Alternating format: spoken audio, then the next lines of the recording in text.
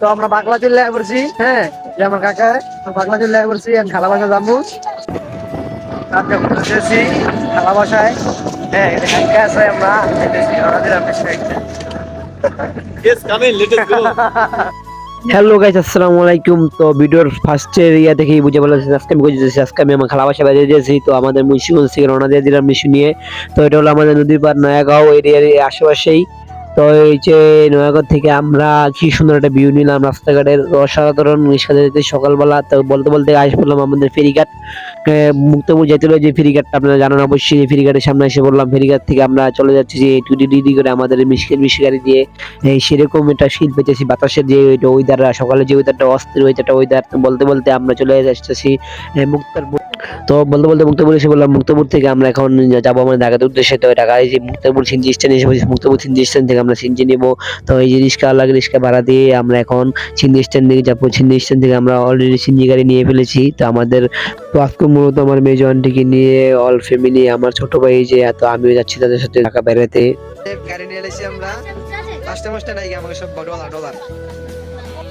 তো আমাদের মুন্সিগঞ্জের সিএনজি স্ট্যান্ডে আমি একটা সমস্যা আমি দেখতেছি, যে আমার কাছে মনে হয় ব্যক্তিগতভাবে এই সমস্যাটা হলো যে এই সিএনজি স্ট্যান্ডে এসে ঘন্টার পর ঘন্টা বসে থাকতে হয়। সিএনজি স্ট্যান্ডে কোনো ডিসিপ্লিন, কোনো রুল টুল কিছু নেই। তো আমার সিএনজি স্ট্যান্ড,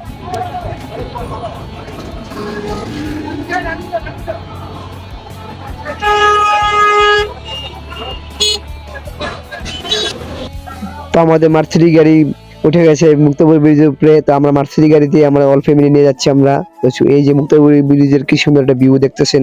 তো অতিরিক্ত আজকে শুক্রবার থেকে অতিরিক্ত ভিড়, অনেক গাড়ি ঘোড়া, অনেক গাড়ি ঘোড়া দেখা যাচ্ছে। তো আমাদের সিএনজি গাড়িকে ওভারটেক করে একটা সিএনজি গাড়ি চলে যাচ্ছে। তো আমাদের সিএনজি গাড়ি ড্রাইভারও কম না, সিএনজি গাড়ি ড্রাইভার গিয়ার দিয়ে গাড়িকে পিক আপ বাড়িয়ে দিল।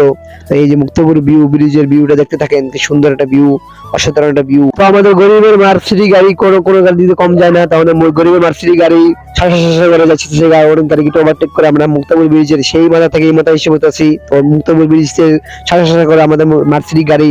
তো আমাদের গরিবের মার্সিডিজ গাড়ি কোনো গাড়ি থেকে কম না। তো আমাদের গরিবের মার্সিডিজ গাড়ি দিয়ে আমরা এসে পড়তেছি। তো আমাদের মুক্তারপুর ব্রিজ থেকে আমাদের জার্নি এখানে শেষ হয়ে গেছে। তো ব্রিজ থেকে নেমে এসে আমরা এখানে জামে পড়ে গেলাম। তো জাম তো ছড়তেছে না, জামে পড়ে রয়েছে। জামের যে অবস্থা ভাই, আমাদের এই মুন্সিগঞ্জের এই রাস্তাঘাটে, এই পাম্পে যে মুক্তাপুর যে রাস্তাঘাট, এইসব রাস্তাগুলো খুবই জাম হয়। এইসব রাস্তাগুলোর যেসব পরিমাণ গাড়ি ঘোড়া পাই, এসব গাড়ি ঘোড়া গুলো কি বলবো, রাস্তাঘাট হিসাবে গাড়ি ঘোড়া বেশি। গাড়ি ঘোড়া অবশ্যই যে কর্তৃপক্ষ যারা আছেন রাস্তাঘাটে, যারা রাস্তাঘাটে যারা কাজ করেন, তারা অবশ্যই এইগুলা দেখবেন। এগুলার খুবই দরকার। মানুষের ভোগান্তি, সাধারণ জনগণের অনেক ভোগান্তি হয়।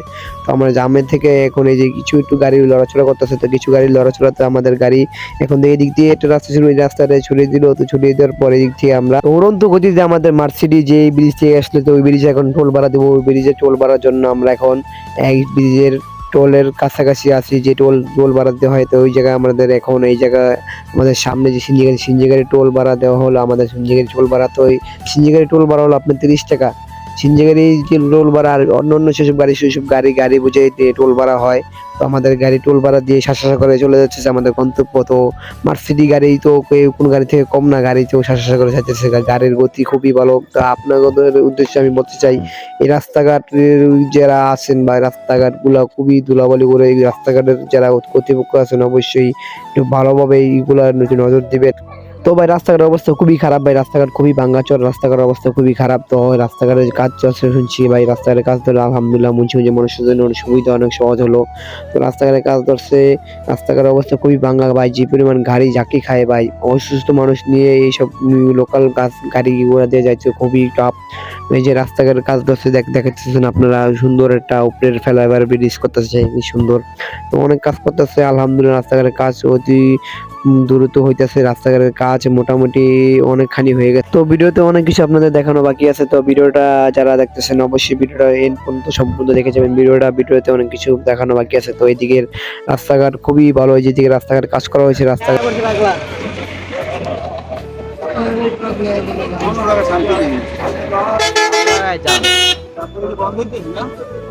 না, কি রাস্তা বন্ধ, ইটের গতি দেখা যায় বন্ধ।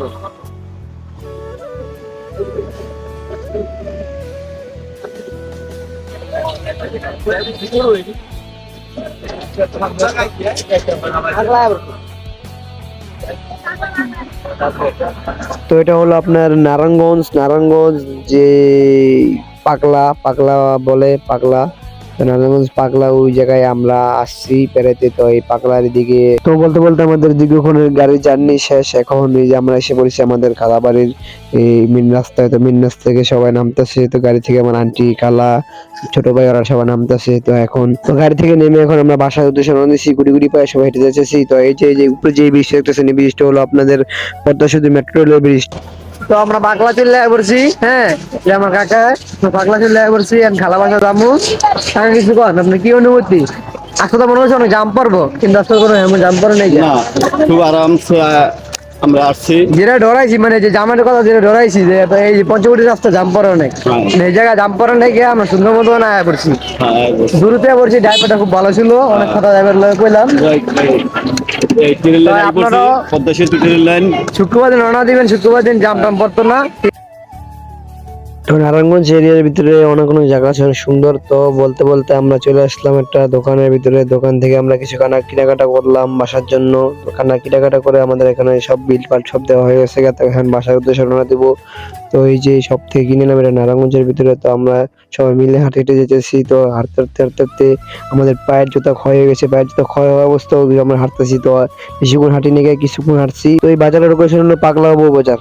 ভালোভাবে চলাফেরা করতে চাই, তো এই জন্য আডিরা তো বন্ধু সুন্দর চলে গেলাম আমরা আমাদের সুরঙ্গ দিয়ে আমরা ঢুকে সব ফ্যামিলি নিয়ে যেতেছি। তো ছোট ভাই আগে যেতেছে, ছোট ভাইকে বললাম যে তুই আগে যাস না। তো বলতে এসে পড়তেছি আমরা সুরঙ্গ দিয়ে গিরি পায়ে। তো আশা করলাম আমাদের বাড়ির। তো ছোট ভাই কোনো বেলেই আমাদেরকে নিয়ে যাবে না। তো ছোট ভাই আমাদের কোনো যোগ করতেছে বাসা ঢোকার জন্য। তো আমরা ঢুকে গেলাম বাসায়। সব এই জায়গায় বাইরে অবশেষে আয়া পড়ছি, এই যে বইলাম খালা বাসায়, ঠিক আছে। তো গাইস আমার দীর্ঘক্ষণের বকবক আপনাদের শোনার জন্য অনেক অনেক ধন্যবাদ আপনাদেরকে। তো আজকে ব্লগগুলো শেষ করতে সেখানে সবাই ভালো থাকুন সুস্থ থাকুন, আল্লাহ।